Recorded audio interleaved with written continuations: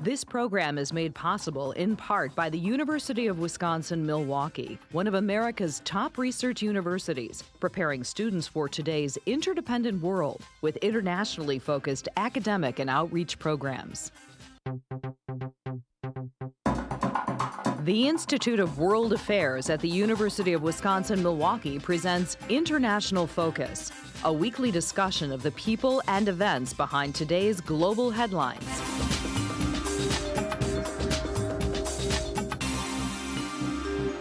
Now, here's your host, Doug Savage. Welcome to International Focus. The establishment of the State of Israel in 1948 was a transformative moment for Jews around the world. In the diaspora Jewish communities, support for this new nation and its leadership was rarely questioned. For many, however, the situation grew more complicated following Israel's occupation of Palestinian territory after the 1967 war, and more recently, with the rightward shift in Israeli politics under Benjamin Netanyahu and his allies. While for some members of the American Jewish community, public criticism of Israel is still considered a betrayal, a younger generation is attempting to navigate a space in which support for the nation of Israel and embrace of a Jewish identity can coexist with criticism and activism against policies of the Israeli government. To help us explore this evolving view of Israel, we're joined by Ari Blum Katz.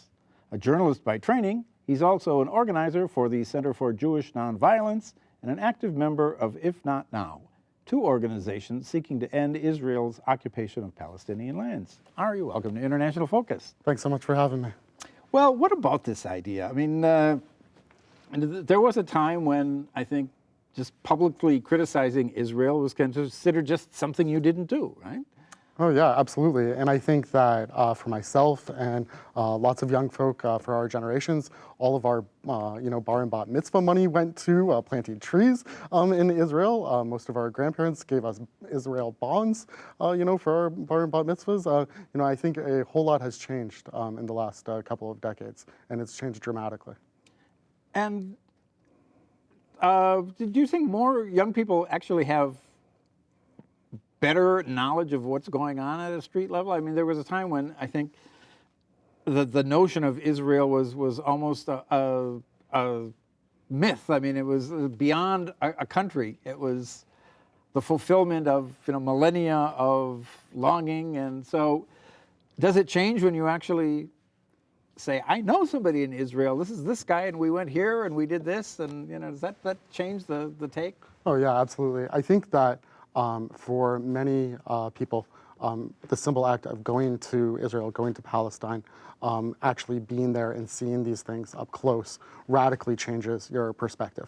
It's almost impossible to go to the occupied territories and not see how incredibly problematic the occupation is. I think that what's unfortunate is that there's even many, many Israelis who have not been across the Grand Line, who have not been to the occupied territories. There's a huge amount, of course, of American Jews that have never done so as well. But for those Jews who do go to the occupied territories, it's almost impossible to ignore the reality on the ground. Well, and your most recent trip was just a bit earlier this year. You want to talk a little bit about what happened then? Sure. I went on a delegation with the Center for Jewish Nonviolence, and what the Center for Jewish Nonviolence is a organization of Jews who are dedicated to ending the occupation, of Jews who care about the future of Israel, who care about the future of Palestine. And we were engaging in several different things while we were on the delegation together. We did a lot of meetings with various Palestinians and communities and Israelis as well. We did a lot of information gathering and things of that nature. And then we also did some service projects. And one of the service projects that we did was working and rebuilding a road. And there was a large group of us, a large amount of American Jews, international Jews, and Palestinians who all were working together to repair a road in the South Hebron Hills. The South Hebron Hills is in the West Bank. And this particular road was situated between two Israeli outposts. And for those who are unfamiliar, there's a big difference actually between Israeli settlements and Israeli outposts. And Israeli settlements, which are illegal under international law, are one thing, but Israeli outposts are even illegal under Israeli law. And so this road was situated between two sort of notorious outposts. And they're notorious, actually, for the amount of violence that people there engage in with Palestinians nearby. And this road is actually critical for a lot of the Palestinian communities around there. It's critical in terms of providing just water as well as like daily comfort for those Palestinian communities. And so we were out there and we were all working on the road together when all of a sudden we saw a couple of military and police vehicles that had shown up. Then we all, kept doing our work there. We were, moving boulders, trying to like clear gravel out of the road and things like that. And then we saw even more police and military vehicles. It went from 3 to 5 to 10 to 15 to 20 vehicles that were out there. And military soldiers came down and they told us that we had 10 minutes to clear the area. And we were trying to figure out what was going on, why we were there. We were just there sort of clearing a road. We thought we were doing, good humanitarian work and whatnot. Within about 3 minutes of that 10-minute period that we had been given, these soldiers began descending upon us. And they began engaging in violence against us and assaulting us.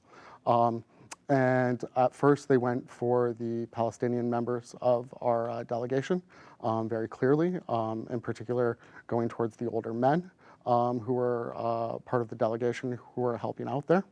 And then they started coming for the rest of us. And when I say assaulted us, I mean that they kicked us, they stomped on us, they choked us, and they threw us around. I myself was punched in the face, and I received a deep concussion actually because of it, and was out of work for quite some time, and had huge amounts of medical bills because of the concussion that I received. And we were all completely nonviolent. Even if you look at the video of me getting punched in the face, my hands are behind my back when that's happening. We all engaged in nonviolence. We are dedicated to nonviolence. And to put it simply, they came in and they beat us up. And then they arrested a lot of us. They arrested about 17 of us, including some rabbis, including some journalists as well. And that's what happened to us. But I think the most important part of that story, and the story that I'd like you and other people to leave on, is actually what happened when I was taken to be detained by a soldier. And after I had been punched, after I had been kicked, after I had people stomp on my back, the soldier took me up next to his vehicle and posted me up on top of the vehicle.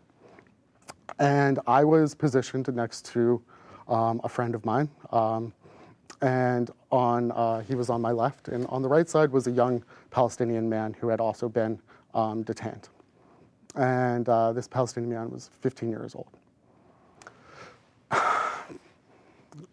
What happened while the three of us were standing there is absolutely horrifying. A couple of soldiers who stood next to this Palestinian man, or young Palestinian teenager, bent his back, they kicked his leg, they spit on him. He was screaming out and agonizing in pain for what they were doing. One of them used their forearm to slam his head into the vehicle's window. And then they took him away from the rest of us and took him out of sight. And when he returned later, he had been visibly beaten up even more and was bleeding. And this is what I would like people to know about the circumstance here. We were a group of non-violent folks repairing a road. We were American Jews, we were international Jews, we were Palestinians together, and the Israeli military came in and beat up a bunch of non-violent folks repairing a road. And then they tortured this Palestinian teenager who was there. And I'll never forget the eyes of the soldiers while they were hurting this young man. And at one point, I even couldn't stand to look at it anymore. I looked away to my friend next to me, and my friend wisely said, "Don't look away. You have to witness this." And so I kept looking, and the eyes of the soldiers had pure hate in them, had pure violence in them. I couldn't understand what was going on. I thought that I knew a lot about the Israeli-Palestinian conflict, but in that moment I understood that I really actually knew almost nothing. That this level of pure hate was something that I did not understand, that I did not completely comprehend.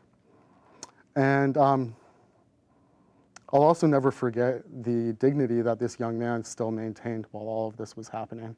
He was screaming for it to stop, asking for it to stop, begging for it to stop.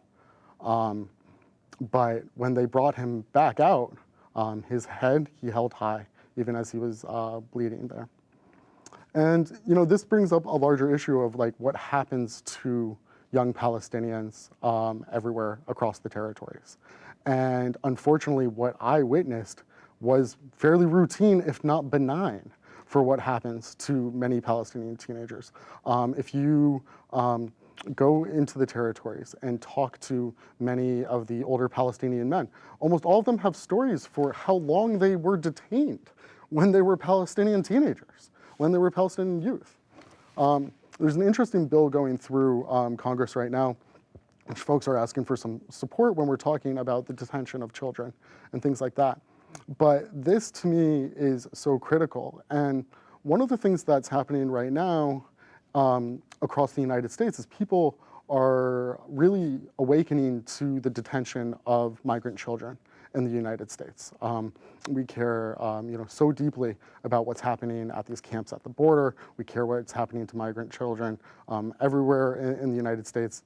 And I really believe there are deep connections between what is happening to migrant children at the border and the camps that they're in and what they're undergoing and what's happening in Palestine to children as well. And I think fundamentally, we need to rethink how we're treating the children of all of these nations. So in the incident you just described and others, what is the official response? I mean, certainly, some questions must have been raised. Now, what was the response to what had transpired? Yeah, I think the basic response from the IDF, and it was interesting, a journalist from the Milwaukee Journal-Sentinel reported on this and actually asked the IDF, hey, what happened? And things like that. And the basic response from the IDF was, they shouldn't have been there, and they were violent and resisting and all of that. And that's just a lie. There's so much video of this event. There are tons and tons of people. We were a bunch of nonviolent protesters. Many of us, many folks there were older, were rabbis.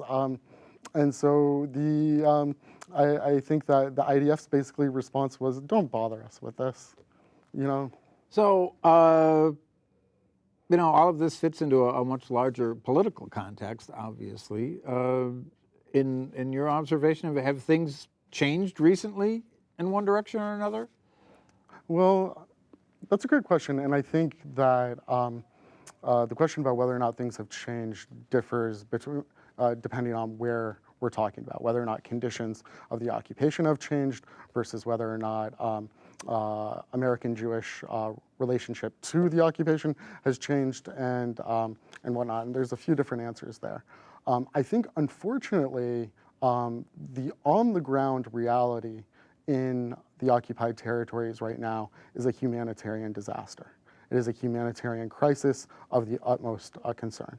Gaza right now, which has about 1.5 million Gazans, their mobility is completely controlled. They cannot leave. There's full blockade. The electricity that they're able to receive is very minimal. the water that they're receiving is poor, the supplies that they're receiving is poor. It is an absolute humanitarian disaster. I think there are many, many reports out there that like it cannot sustain itself beyond 2020 whatsoever. And in the West Bank, additionally, the settlement project, the very aggressive settlement project is not only continuing, it's proliferating quite in many ways brilliantly for the settlement project. It's going along very swimmingly. There are hundreds of thousands of settlers that are in the West Bank right now. And so I think a lot of folks, when they're talking about one state, when they're talking about two state and things like that, the on the ground one state reality right now is that there are hundreds of thousands of settlers in the West Bank. So let's talk a bit, if we could, about the impact that all of this has on people outside the country. And I'd like to read a quote actually from you shortly after your return. It said, "This fight is about the occupation, while it's very much about the human rights of Palestinians and for those who live under the occupation. It's also, for us, very much about the future of Judaism and what it means to be a Jew." What did you mean? Well, thanks for asking that. Because for me, of course, this issue is about the human rights of Palestinians, but it's also about the future of Judaism.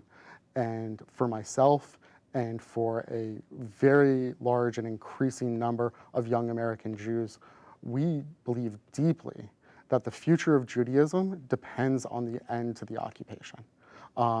And the future of the Judaism that we love, the future of Judaism with traditions based in tikkun olam and social justice, the future of Judaism based on loving your neighbor, a future of Judaism based on the values that we were all brought up with, we see as fundamentally and deeply threatened by the occupation. And I think a lot of folks would very much like to try and figure out how Judaism can exist without the occupation existing. Can there be a future of Judaism that is not dependent on the outcome of the occupation? And the answer is no, absolutely not. It is the hypocritical and fundamental flaw in the future of us as a Jewish people right now. And until this crisis is solved, we will not be able to flourish as a people. Well, talk a little bit about the trend line among young Jewish Americans and their involvement. I mean, as you say, you grew up a generation ago with the Israeli bonds and but it was not something that had the same, I think, reality in some sense, the way it does for many people today. Yeah, and I mean, before I talk about like what's happening with young folk, I think one of the important things right now is actually what's happening with older folks in terms of relationship to Israel.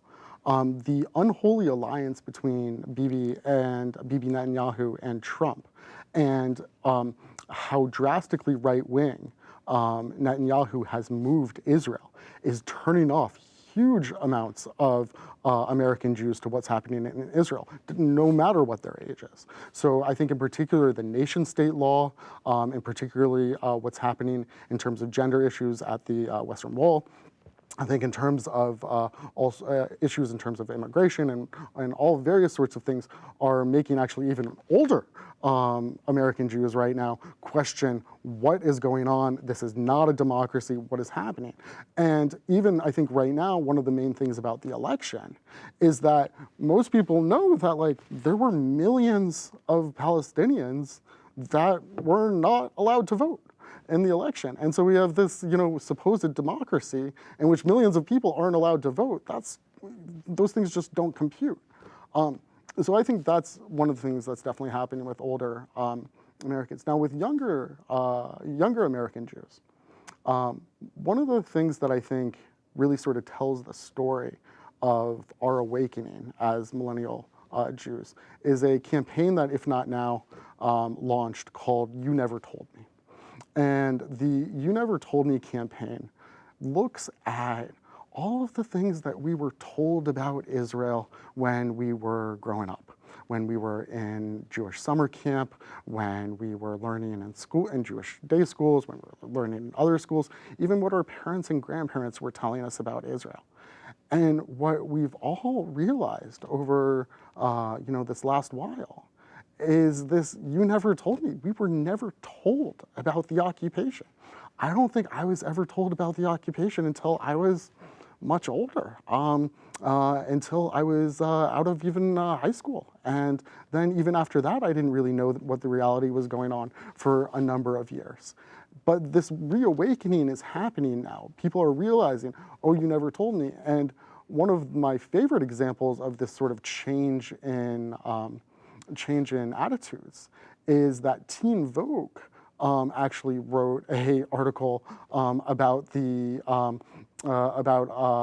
Tamimi, who was a teenage Palestinian who was detained in the West Bank and for an interaction with a soldier. And for me, this is like so absolutely like interesting that younger folks are radically awakening to this change. And to what extent is it generational in that, obviously the state was created under the most horrific of circumstances, and for many people there was this existential salvation associated with the establishment of the state. And do you think that for people is somewhat receding now? I mean, in the same way the sort of founding narratives of a lot of places tend to be lost as time goes on. Definitely. Well, I think one of the narratives that folks are really coming to terms with too is that the founding of Israel in '48 came at the expense of displacing huge numbers of Palestinians, came at the expense of massacres of Palestinians who were there. And so I think that this whole narrative around 1948, which, as you're describing, was completely mythologized, and people sort of like touted it as this incredible thing. Even my name comes from this book called Exodus, which is by Leon Uris, which is almost a sort of mythologized version of this as well in many ways. But people are really realizing how complex this is right now. One of the things that I've noticed is that a lot of Jews in the diaspora, in particular, a lot of young American Jews in the diaspora, are creating lots of different art about the mythologies of nationalism. One writer in particular, Tom Haviv, is about to publish a book called A Flag of No Nation. A book that I helped with a bit. And this book, A Flag of No Nation, talks about these mythologies of nationalism, the mythologies of Zionism. And, and it looks like, there were all of these Jews. He focuses on young Turkish Jews in particular, who joined the, Turkish Jewish Zionist underground youth, and all wanted to get to Israel and everything like that. And so this complete, radical change of what's happened is absolutely incredible. Well, and talk a little bit about just the sort of long-term implications for all of this. I'd like to read you a quote. This is from the New York Review of Books some years ago by Peter Beinart, who said, "For decades, the Jewish establishment has asked American Jews to check their liberalism at Zionism's door, and now to their horror, they're finding that many young Jews have checked their Zionism instead." So, I mean, ultimately, is it problematic that, by not acknowledging anything but that original narrative, you're forcing people to make that decision of either I'm going to buy into this, which I don't believe, or maybe I'm just going to walk away from the whole thing? I don't think that's necessarily true and necessarily the dynamic that will always happen. And I think that, if not now, in particular, doesn't take a stance on Zionism, we don't take a stance on BDS. The main stance we take is, that we need to end the occupation. And within If Not Now are young Jews who believe, any sort of number of things. And for myself, in particular, I really do not believe that you cannot hold a belief that the future of Israel is really deeply important and that the occupation must end. And I think that there are a lot of Jews like myself who really believe that the future of this place and the future of Judaism are dependent on the occupation ending, and that those two things are not mutually exclusive.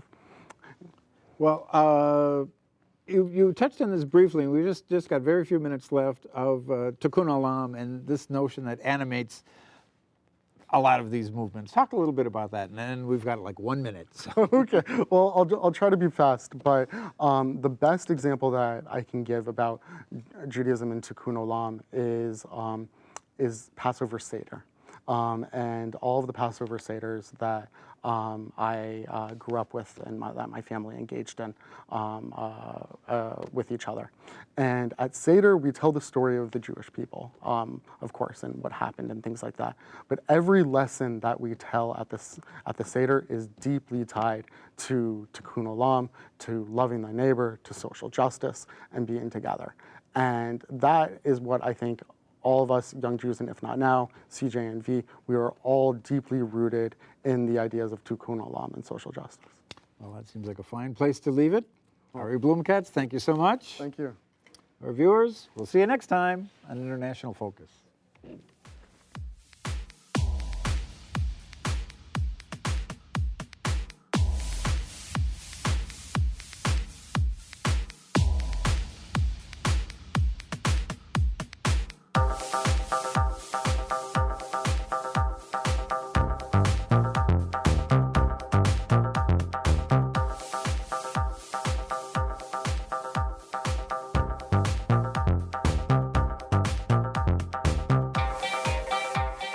This program is made possible in part by the University of Wisconsin-Milwaukee, one of America's top research universities, preparing students for today's interdependent world with internationally focused academic and outreach programs.